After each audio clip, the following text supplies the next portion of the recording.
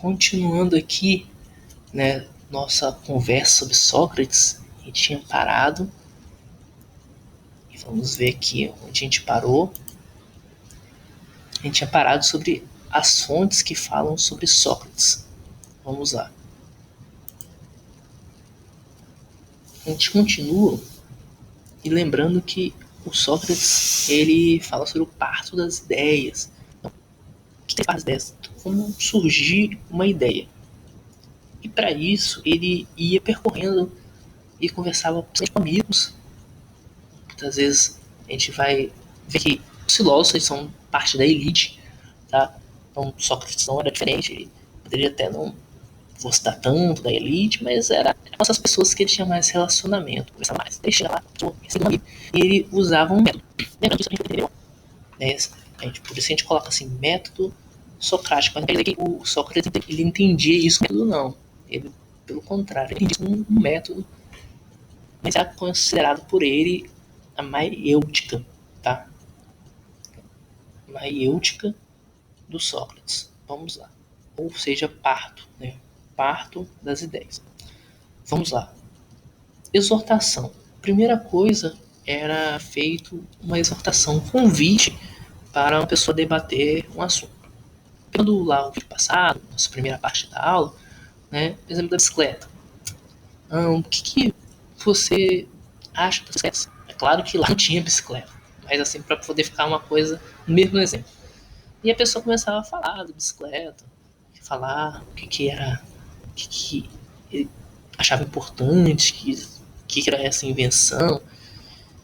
E depois o Sócrates começava a fazer indagações de diversos pontos, né? O que a pessoa conhecia da bicicleta, se era uma invenção mesmo, se era útil, se não trazia prejuízos, se era uma coisa fundamental para a sociedade. Podemos colocar nesse exemplo hipotético. As indagações elas eram de várias formas, então sobre vários assuntos, tal. Sócrates ele não se prendia a um assunto só. E lembrando que a preocupação era a problemática humana, então não era ligado tanto à natureza, mas ligado a questões da sociedade. Com essas indagações, Sócrates ele fazia que a pessoa ela percebesse que ela não conhecia tudo sobre determinado assunto e questionava as verdades construídas sobre esse determinado assunto. O que a pessoa entendia como verdade sobre esse assunto, a pessoa começava a perceber que algumas coisas não eram exatamente como ela imaginava, como ela pensava. Essa parte é a ironia, é a terceira parte do método socrático. E, por fim, com aquela conversa, o Sócrates ele destruía alguns argumentos eram construídos, que é maiêutica, que é a construção ali, a construção ali, da filosofia sobre um determinado assunto, sobre a bicicleta, poderia ser a bicicleta. Qual é a verdade sobre a bicicleta? Então seria esse o último ponto do método socrático, tá? O Sócrates ele foi essa figura, e aí a gente tem essa imagem aqui, uma estátua, uma figura ilustre da sociedade grega, e tão ilustre que ele foi condenado à morte. Mas por que ele foi condenado à morte? Ele foi condenado por três crimes, três situações. Ele foi condenado por corromper a juventude criança. Ele confrontava as ideias e fazia com que as pessoas elas questionassem a sociedade. Então, esse questionamento da sociedade fazia com que algumas pessoas entendessem, alguns filósofos, algumas pessoas da elite da sociedade grega entendessem que ele estava corrompendo a juventude, a questionar, né, como que a sociedade funcionava. Então, corromper a juventude foi um ponto da condenação de Sócrates. Outro foi incentivar a não se acreditar nos deuses. Então, por ele criticar algumas coisas, questionar o poder dos sacerdotes, ele foi considerado uma pessoa a não acreditar, uma pessoa que era contra, né, os deuses, contra a mitologia, apesar de ele ser uma pessoa que não colocou, né, esse ponto, né? Ele não era uma pessoa que se colocou dizendo que eu não acredito, nos deuses, na mitologia. Ele era uma pessoa que ele acreditava na questão da alma, então ele entendia que tinha algo, podemos dizer assim, espiritual, mas ele entendia também que a resposta não era exatamente essa que existia sobre os mitos, né, gregos. Então, esse foi um ponto também. E outro ponto é que ele ia contra ou questionar a democracia grega. Ele falava que a sociedade, né, o corrompimento da sociedade, dos cidadãos gregos, e isso ia de frente a algumas ideias, alguns líderes. Lembrando dos sofistas. Então, o que os sofistas eles faziam? Eles cobravam para poder ensinar a arte da retórica, a falar bem, a influenciar a sociedade, os cidadãos. Então, quando o Sócrates ele foi questionar a democracia, ele questionava esse ponto de usar a filosofia, uma pseudo-filosofia, para coisas que não eram consideradas justas por ele. Então, esse é o ponto a considerar sobre a condenação de Sócrates. E nisso ele foi condenado à morte, tá? Ele foi condenado à morte por veneno. E ele tomou esse veneno. Ele podia escapar? Ele podia, ele era uma pessoa influente, tá? Mas ele resolveu não ir de encontro a essa situação de deixar de tomar o veneno, que ia contra os princípios dele. Porque apesar de ele criticar a sociedade, criticar toda a questão de como os gregos eles estavam se comportando, mas ele acreditava que na democracia. Ele acreditava que a democracia ela era importante para a sociedade. Então, se ele não aceitasse que a democracia ela tomasse como posição a respeito da situação dele, ele estava indo contra os seus princípios. Por isso ele resolveu tomar o veneno. Se cura que foi o veneno que ele tomou. Ele entende que o governo, né, a sociedade deveria ser pelos filósofos. E aí ele deixa esses legados, legado, né, esse pensamento de que os filósofos deveriam governar. Ele entende que a virtude é essencial na sociedade. Então, a virtude ela é a qualidade de você conseguir, né, conhecer a, a ti mesmo. Então, você conhece a si mesmo e nisso você tem essa virtude. Enquanto isso, os gregos eles pensavam que virtude era conhecer, né, o exterior, né? Mas o Sócrates ele entende que é conhecer o interior, o seu interior, para você poder ser uma melhor pessoa, ser uma pessoa que se preocupe com os demais, se preocupe com a sociedade. E nisso, né, se preocupando com a sociedade, se preocupando com as demais pessoas, vamos ao ponto da alma como personalidade moral e intelectual. É a alma para Sócrates é uma alma que tem como ter essas preocupações, essa forma de ser aperfeiçoada. Então, há uma personalidade moral e intelectual que é constituída na alma. Então, a alma ela vai sendo aperfeiçoada ao longo do tempo. As pessoas, para a época, elas não entendiam dessa forma, entendiam que a alma ela já vinha pronta e esse debate da alma e físico é um debate que estava crescente, né, na Grécia Antiga. E era diferente alguém falar que a alma ela tinha uma personalidade. Então, foi um legado deixado por Sócrates. O Sócrates, então, ele deixa esses pontos, né? Lembrando que para Sócrates a alma ela é imortal, e nesse ponto nós fechamos aqui a parte de Sócrates. Só para a gente ter uma noção, e eu até deveria ter feito isso antes, a questão do tempo. Sócrates, para alguns, ele morreu em 399 a.C., segundo os relatos, né, históricos. Então, para a gente ter uma noção assim, de tempo histórico, quando aconteceu a vida de Sócrates, foi nessa época. Deveria ter falado sobre isso, me perdoe aí. A gente vai para agora para o ponto que eu tinha comentado lá no vídeo, a gente tentar responder algumas questões a cada aula. Vamos lá, tem uma questão aqui do Enem, e a gente deveria ter respondido uma na última aula sobre pré-socráticos e sofistas. Essa questão do Enem é sobre pré-socráticos e sofistas. Então, minha sugestão, pausa o vídeo agora, dê uma lida, tenta responder sozinho essa questão, pensa um pouco, reflita no que a gente já conversou. Então, pausa e depois volta. Voltou? Então, vamos lá. Eu não vou ler aqui o texto, eu vou ler só já a pergunta.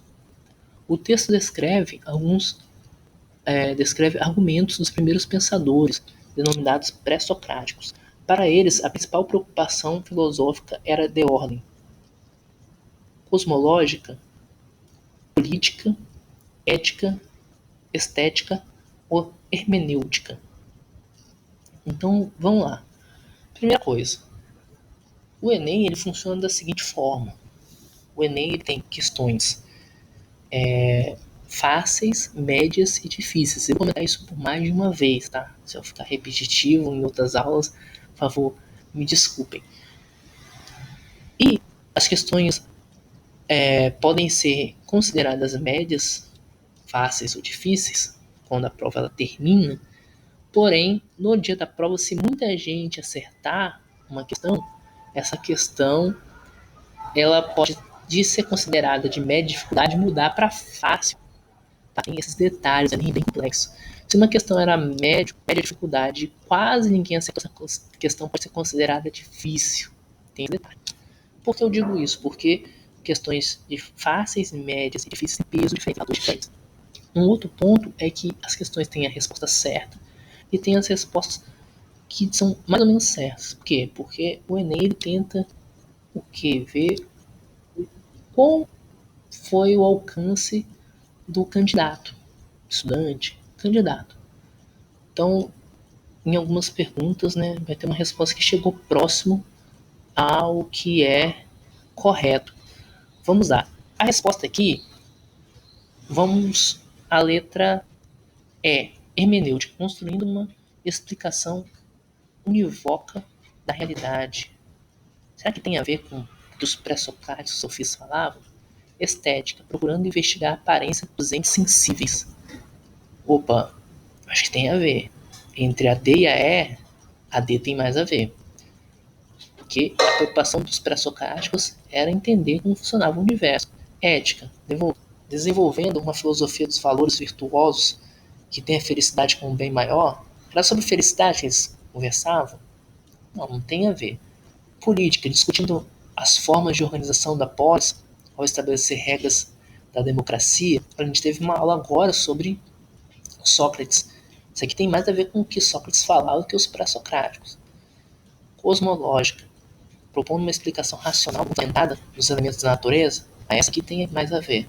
Essa aqui é a resposta certa. Se alguém marcasse a letra B, provavelmente alcançaria uma porção da nota. Se essa questão valesse 100 pontos, provavelmente uns 80 pontos aí essa pessoa conseguiria. Se a pessoa marcasse a letra B, talvez conseguiria aí um ponto, tá? São os examinadores que vão dizer quantos pontos, vai ser no dia da prova que vai dizer quantos pontos que vai valer essa questão. Eu só estou dando aqui um exemplo. Se valesse 100 pontos, provavelmente quem marcasse a B, a D ganharia uma quantidade de pontos. Agora, acredito que quem marcasse a letra E não ia ganhar nada não, nem a letra C. A B, porque, olha, se a pessoa ela confundiu Sócrates com pré-socrático, e na letra B fala polis, tem a ver com o ambiente da época. apesar de não ser a resposta certa, tem a ver com o ambiente da época, polis, democracia, então pode ser considerado. Vamos para uma outra questão. Essa não é do Enem, Fundação Carlos Chagas, 2018. Aí tem um texto pequenininho e tem a pergunta. Pausa o vídeo, tenta responder sozinho e depois a gente volta. Voltou? Pois bem, qual resposta aí você conseguiu? Será que alcançou, né? Letra A, letra B? Aí vem um pouquinho falando sobre Sócrates, aí uma única coisa que sei, que nada sei, né? Platão, né? Provavelmente Platão atribuiu essa máxima a Sócrates, o caminho do conhecimento. Aqui ficou de novo expresso, o caminho do conhecimento. O conhecimento, ele é impossível e todo saber possível é ilusão? Não, o conhecimento, né, Sócrates, ele fala sobre a sabedoria, o conhecimento, não é nesse ponto aí que é impossível. Não, não é isso, não é ilusão. Todo conhecimento é uma ilusão. Depende da experiência de proposições teóricas. Você considera a opinião sobre assuntos que se ignoram? Oh, desconsiderar a opinião sobre assuntos que se ignoram já faz um pouco mais de sentido. Pressupõe dar opinião sobre assunto que se ignora. Olha, se você não conhece nada sobre o assunto, então você não deveria dar uma opinião. Mas lembrando que Sócrates, ele acha que todos nós temos uma certa noção, assim, mínima, mas tem de alguma coisa. Quando fala bicicleta, a pessoa não conhece quase nada de bicicleta, mas às vezes sabe que ela tem rodas, a menos que ela não tenha visto nenhuma bicicleta. E o caminho do conhecimento é limitado porque a razão humana não pode saber de tudo. Olha, esse aqui é bem interessante. A letra E, na minha opinião, é aquela que chega mais próxima à resposta, porque realmente Sócrates, ele fala que a, a razão humana, ela não pode saber de tudo. E aí seria uma boa pegadinha. É limitado, o caminho do conhecimento é limitado porque a razão humana não pode saber de tudo. Então, a razão humana, ela sempre está em processo de conhecimento, mas o caminho, ele é ilimitado. Olha, várias discussões podem surgir e a razão humana, ela pode alcançar muita coisa. Então, vários caminhos, eles podem ser percorridos e ela não encerra o assunto. Daqui a pouco a gente vai falar, pegando sempre aquele exemplo da bicicleta.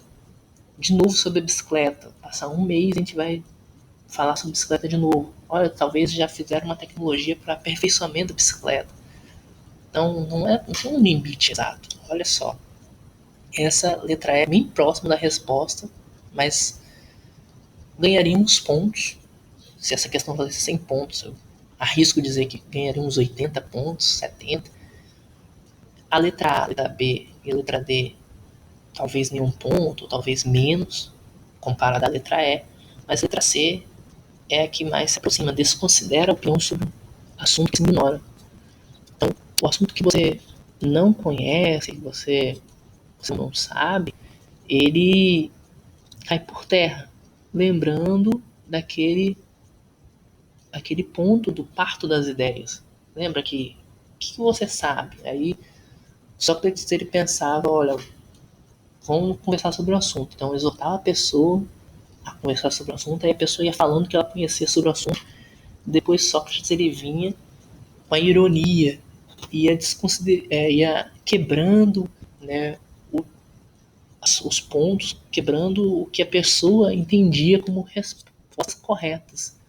Então, essas opiniões, elas iam caindo, então fazia parte do parto das ideias, fazia parte do processo da maiêutica. Então, essa letra C é a que mais se encaixa. A primeira pergunta eu acho mais fácil que essa, tá? Parabéns aí se você tem acertado. Se você não tem acertado, sabe que faz parte do caminho do conhecimento, né? Buscar a resposta, buscar a sabedoria. E por aí a gente vai encerrando. Aqui tem algumas referências, principalmente imagens que eu busquei, tá, para ter o que foi a nossa aula. Tá, um abraço, a gente continua na próxima aula sobre Platão. Até mais.